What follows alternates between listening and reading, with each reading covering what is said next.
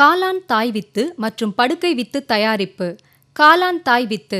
காளான் தாய் வித்து அல்லது படுக்கை வித்து தயாரிக்க தரமான சோளத்தை தண்ணீர் விட்டு அலசி நல்ல சோளத்தை தனியாக பிரித்து எடுத்துக்கொள்ள வேண்டும்.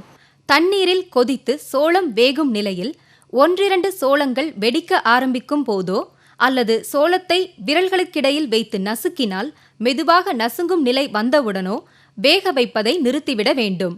பின்பு தண்ணீரை வடித்துவிட்டு வேக வைத்த சோளத்தை சாக்குப்படுதாவில் பரப்பி ஈரம் போக உலர்த்த வேண்டும். உலர் எடை அடிப்படையில் 1 கிலோ சோளத்திற்கு 20 கிராம் கால்சியம் கார்பனேட் தூளை வேக வைத்து ஈரம் போக்கிய சோளத்துடன் நன்கு கலந்துவிட வேண்டும்.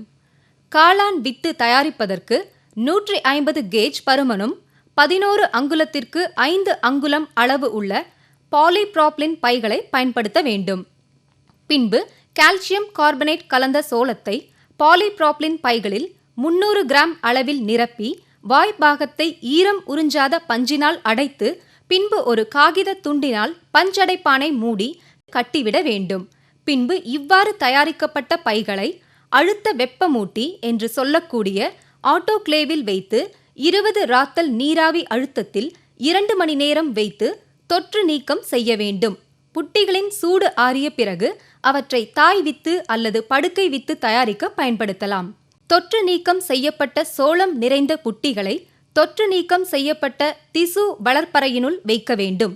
பிறகு ஃபெட்ரிக் தட்டில் அல்லது சோதனை குழாயில் வளர்த்துள்ள காளான் பூசணத்தை தொற்று நீக்கம் செய்யப்பட்ட கம்பி மூலம் துண்டுகளாக வெட்டி சோளம் நிறைந்த புட்டிகளுக்கு மாற்ற வேண்டும்.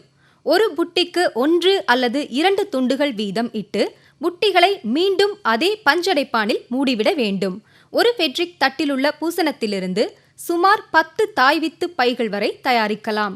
ஒரு சோதனை குழாயில் உள்ள பூசணத்திலிருந்து 2 தாய் வித்து பைகள் தயாரிக்கலாம்.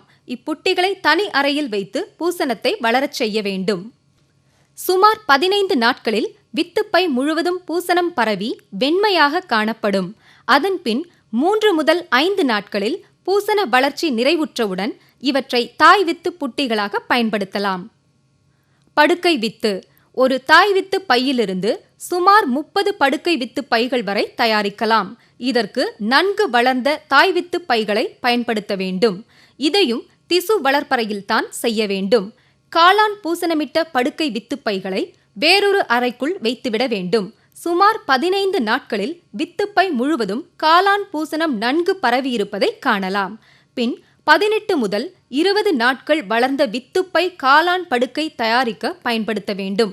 வித்துப்பைகள் தயாரித்ததிலிருந்து 30 நாட்களுக்குள் பயன்படுத்துவது சிறந்தது.